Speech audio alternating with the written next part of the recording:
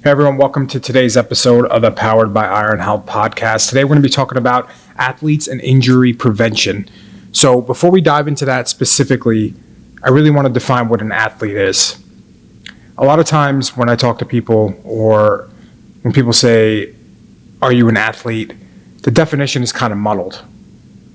What do you think of when you hear the word athlete? A lot of people think of a young person or a kid or a high school kid or maybe a college sports player or someone who is really into multiple sports. And usually my prefix of what an athlete is someone who's young. The truth is that's not the true definition of an athlete. An athlete is anyone who is physically active and really cares about their health, fitness, and their wellness. And they want to consistently be active no matter the phase of their life. So let's take, for example, someone who plays tennis on the weekends, and their main thing is just to play tennis. Now, you have to say that that person is an athlete. If they're consistently playing tennis, everything they do on the back end is to play tennis and be better in tennis, you are an athlete. Don't let anyone else tell you something different.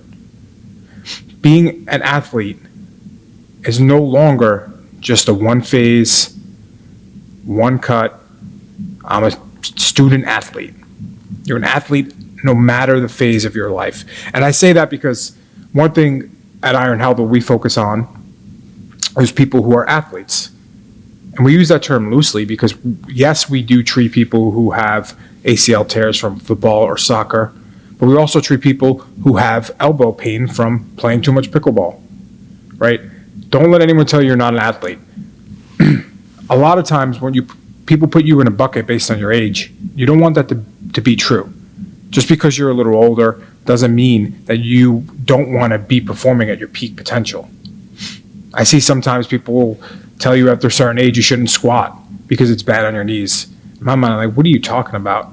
Everyone squats every day, or everyone should be deadlifting and picking weight up off the floor, regardless of their form or regardless of where they are in their life. These are natural things you need to be doing.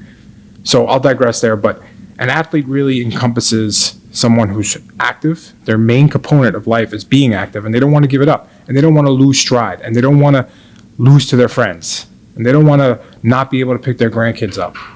So own that statement and know that you are an athlete too. So we're going to dive into all about injury prevention for athletes. One thing we will start with, so I can give you a picture and then we'll kind of narrow it down, is young high school soccer girls and ACL tears. ACL, if you guys don't know, that's the ligament inside your knee, and it's very responsible for stability of your knee. Now, the biggest population of people who have ACL tears are high school girls who play soccer. It's very common. Once they hit that 14 to 17 year age mark, they start to tear their ACLs. This, for the most part, a lot of it can be prevented. So this one, specifically ACL tears in young female athletes, is something you can actually actively manage. Like there's protocols out there to say, hey, if you strengthen these muscles this way, or you work on these jumping mechanics, or you teach your body to move this way, you can prevent your ACL from tearing. Now, who doesn't want that? Who doesn't want that level of prevention? And I'm here to educate you on different ways you can do it. We may talk specifically about that type of population, the young high school girls, but we'll dive into other things as well. Now, when I also talk about injury prevention for that specific one, it's not, you can't prevent something that's contact, right? This is a whole nother topic. We talk about contact versus non-contact.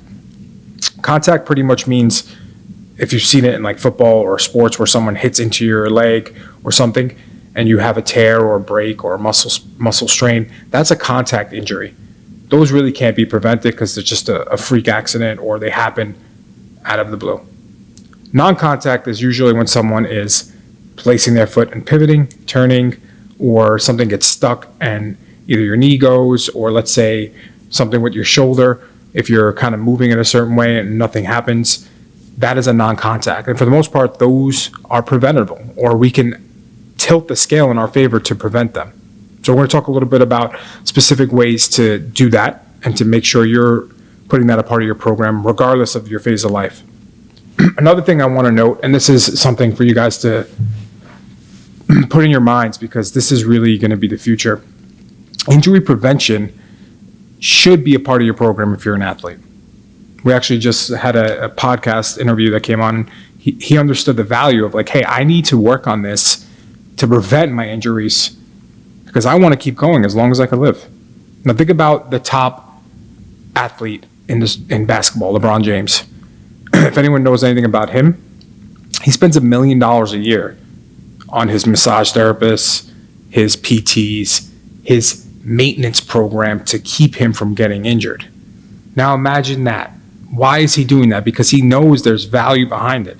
This guy is the biggest star in the NBA, has been a big star for a long, long time.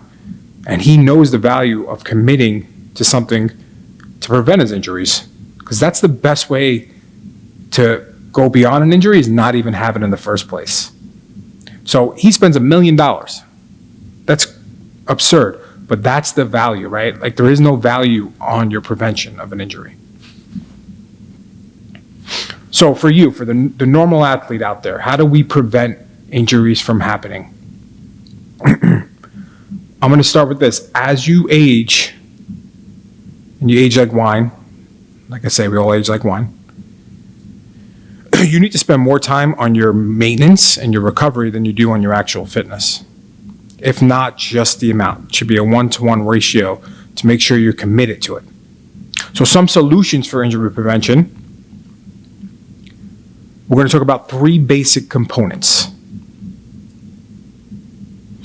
The first one, if you are really serious about being an athlete into your 80s, you have to have some sort of body work or body maintenance.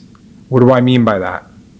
You should be regularly going to a physical therapist for maintenance and checks, for manual therapy, for soft tissue work, a chiropractor if that's your flavor, a massage therapist if that's your flavor.